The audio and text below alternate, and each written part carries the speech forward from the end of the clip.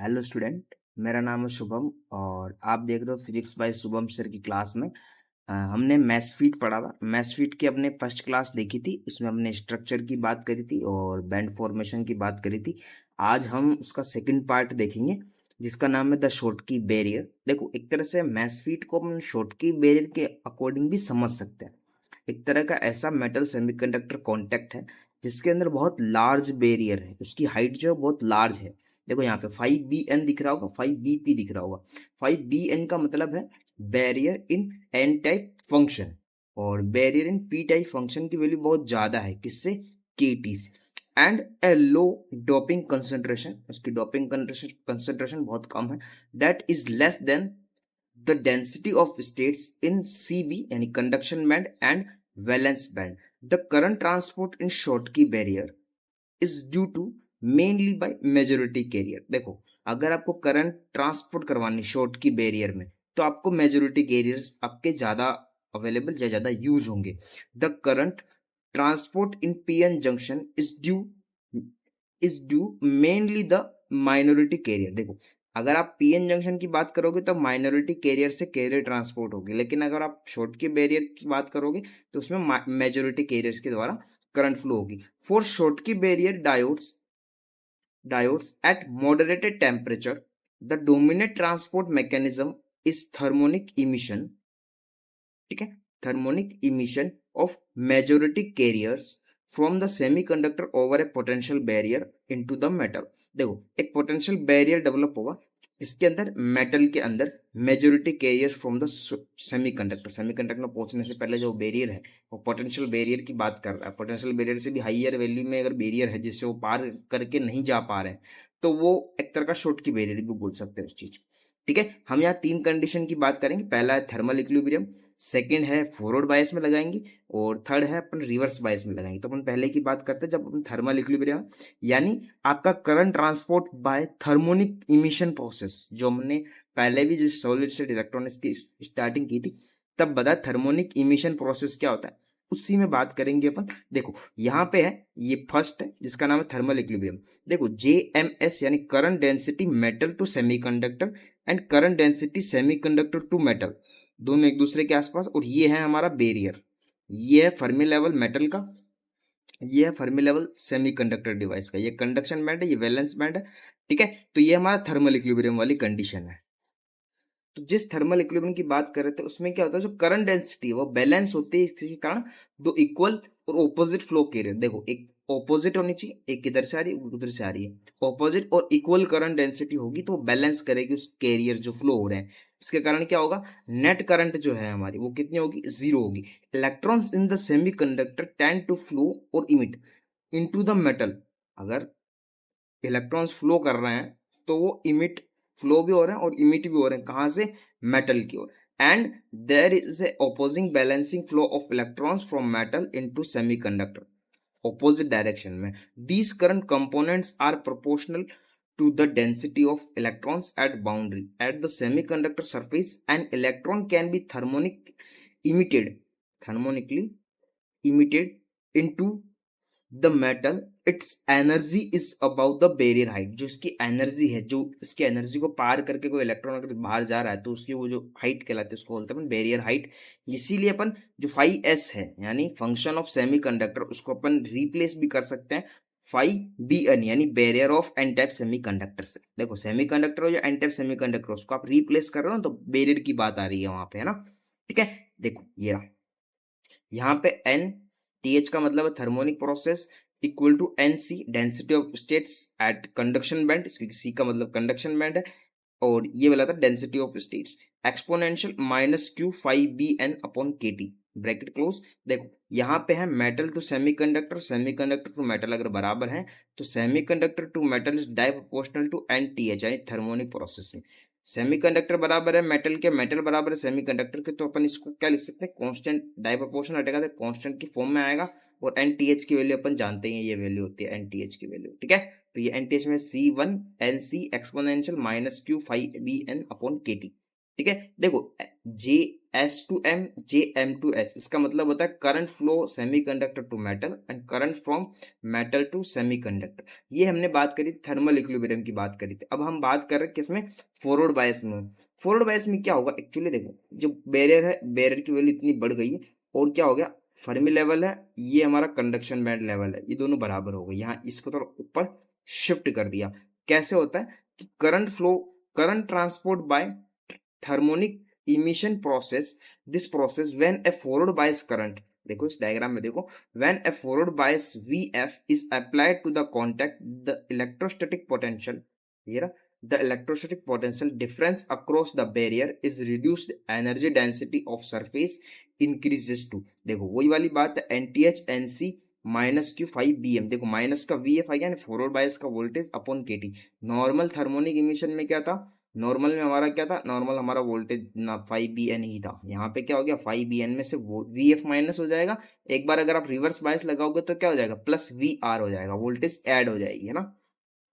देखो जो total current density है वो किसके, semiconductor to metal minus metal to semiconductor. तो मैंने सेमीकंडक्टर टू मेटल की वैल्यू लिख दी और मेटल टू सेमीकंडक्टर की वैल्यू लिख दी। कुछ नहीं, अगर सेमीकंडक्टर टू मेटल अगर इलेक्ट्रॉन का ट्रांसफर हो रहा है तो माइनस वी एफ हो जाएगा, यानी फॉरवर्ड बायस से माइनस हो जाएगा। बाकी ये नॉर्मल थर्मल वाला है ही। अब देखो इसमें से मैंने क्या किया, एक्सपोनेंशियल फाइव टर्म है, इन दोनों को अलग अलग सेपरेट कर दिया, जैसे एक्सपोनेंशियल टर्म को, और इसको भी सेपरेट कर दी। यहाँ से ये चीज मैंने क्या कर दी, कॉमन ले ली, तो इसके बाद में ये वाली एक्सपोनेंशियल वैल्यू बची हमारे पास। ठीक है, फॉरवर्ड बायस का ये वैल्यू है। और अगर रिवर्स बायस में हो तो रिवर्स बायस में same as it is value आएगी।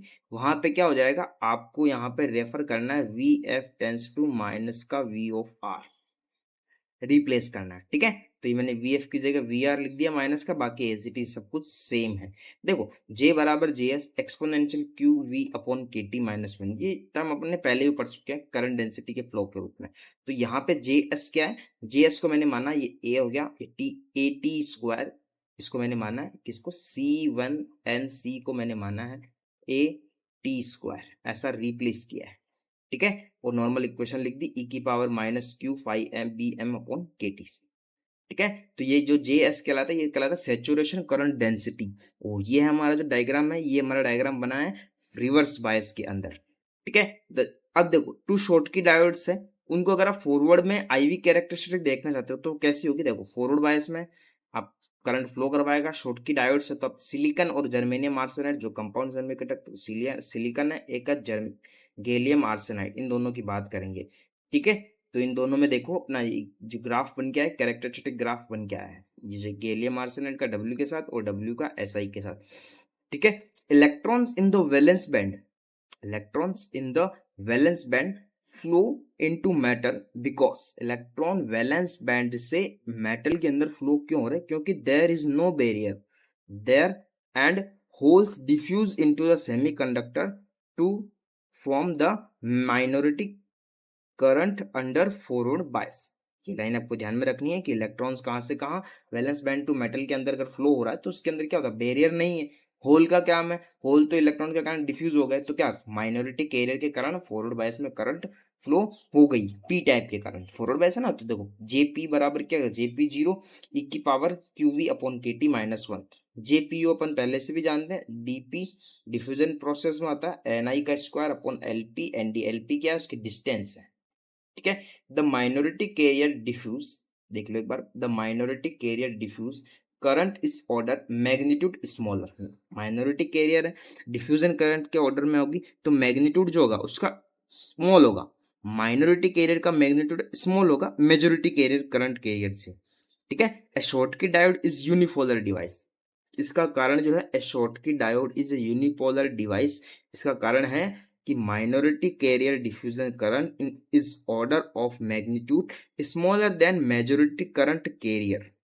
ठीक है, इसका कारण है a predominantly only one type of carrier participate in the conduction process, the minimum minority carrier storage makes to the Schottky barrier, minority carrier के कारण to operate at a big high frequency, high frequency मतलब 100 GHz तक। और अगर PN junction का barrier देखे तो अपन कितना 1 GHz का होता है।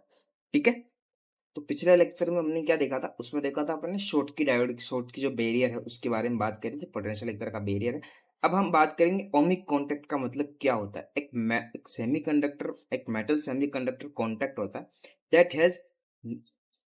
That is negligible contact resistance,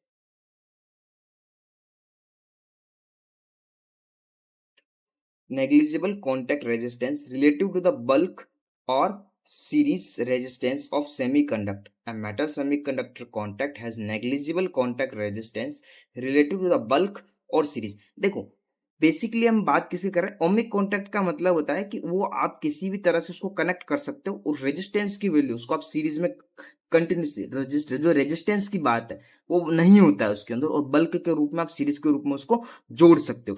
A satisfactory ohmic contact should not be significant degraded devices performance and can pass require current with a voltage drop।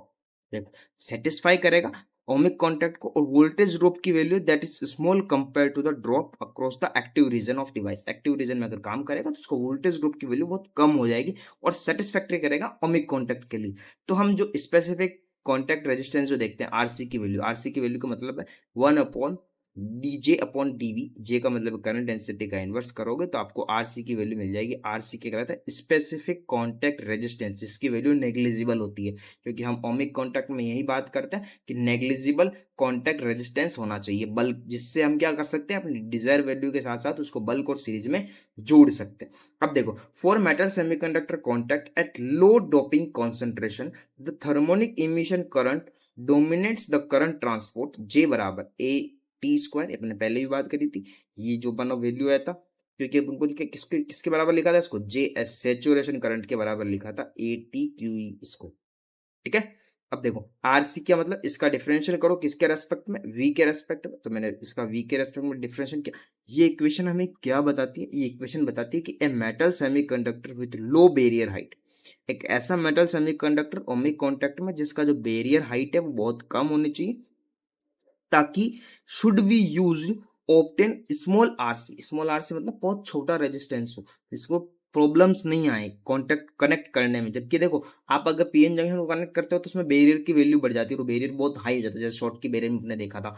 तो ओमिक कॉन्टेक्ट में नहीं था, वो था कनेक्ट, आप पीएन जंक्शन को कनेक्ट कर लो, वैसे ही वाली बात है। For contact with high doping concentration, कैसे अपने मेजोरिटी कैलकुलेट करने के लिए, for contact with high doping concentration the barrier with very narrow, barrier width बहुत कम हो जाता है, आसान है अपने लिए।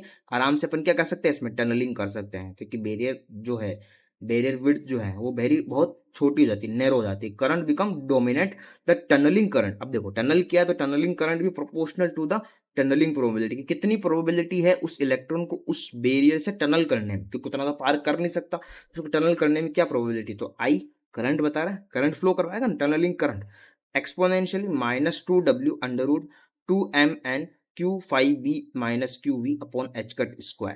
देखो यहाँ पे W की वैल्यू हमें पता है, W अपन ने पहले भी देखा था, जो W अपनी वैल्यू कैलकुलेट भी करी थी, W की वैल्यू थी √2ε/S/Q_ND(5BM-V)। V वोल्टेज फॉरवर्ड भी हो सकता है, रिवर्स भी हो सकता है, तो V मैंने इसलिए लगाया। देन आगे देखते हैं इसको पुट करने के बाद इसकी वैल्यू क्या आती है। तो when we put this value, the I exponential -C2 5BM-V/√N2, यहाँ पे C2 की वैल्यू कितनी है 4√mn∈s/H²। आप W की वैल्यू रखोगे तो उसमें कैंसिल होकर जो वैल्यू बचेगी I की, वो I की वैल्यू इतनी बची। अब हम I से अपन रेजिस्टेंस की वैल्यू आराम से निकाल सकते हैं, RC की वैल्यू एक्सपोनेंशियल C2 5BM/√n। देखो आरसी की वैल्यू अपन देखा था dj/dt dj/dv, उसी से ही कैलकुलेट किए। अब इसको रीअरेंज करना है, यानी C2 की वैल्यू यहाँ से इसकी वैल्यू, C2 की वैल्यू आप यहाँ रखो तो ये नॉर्मल वैल्यू हो जाएगी। ये इक्वेशन क्या बताती है? रेजिस्टेंस की बात। In the tunneling range, ohmic contact किया ना, तो in the tunneling range the specific contact resistance depends on doping concentration. आप डोपिंग कंसेंट्रेशन पर उसके जो ओमिक कॉन्टैक्ट का जो रेजिस्टेंस है उस पर आप उसको डिपेंड करवा सकते हो, वो डिपेंड्स करता है, ठीक है। एक्सपोनेंशियली विथ फैक्टर, ये फैक्टर है हमारा 5bn/√nd, ये हमारा फैक्टर को एक्सपोनेंशियली फैक्टर है, ये एक्सपोनेंशियली फैक्टर है, ठीक है। तो हमारा जो शॉर्टकी बैरियर का जो कंसेप्ट था और ओमिक कॉन्टैक्ट का जो कंसेप्ट था, ये मैसफेट के अंदर हमने अभी सीखा है सेकंड पार्ट में। अब एक थर्ड पार्ट और आएगा मैसफिट का, उसके बाद मैसफिट अप्रोक्सीमेटली कंप्लीट हो जाएगा। तो मैसफिट का थर्ड पार्ट जो है अपन मैसफीट की क्रिस्टल स्ट्रक्चर के बारे में समझेंगे, इसकी करंट वोल्टेज कैरेक्टरिस्टिक क्या होती है, फॉरवर्ड बायस में कैसा होता है, रिवर्स बायस में कैसा होता है, थर्मल थर्मल प्रोसेस में क्या होता है, और उसमें जो अलग अदर अदर प्रोसेस है उसके बारे में डिस्कस करेंगे। Thank you. ये जो सेकंड क्लास थी ये हमारी मैसफीट की सेकंड क्लास थी जो सॉलिड स्टेट इलेक्ट्रॉनिक्स में हम पढ़ते हैं। ठीक है, धन्यवाद। अगर क्लास अच्छी लगी हो तो लाइक शेयर कमेंट जो भी करें, और कुछ नया नीड चाहिए, कुछ नई नए टॉपिक चाहिए तो आप मुझे कमेंट में भी लिख सकते हैं। धन्यवाद।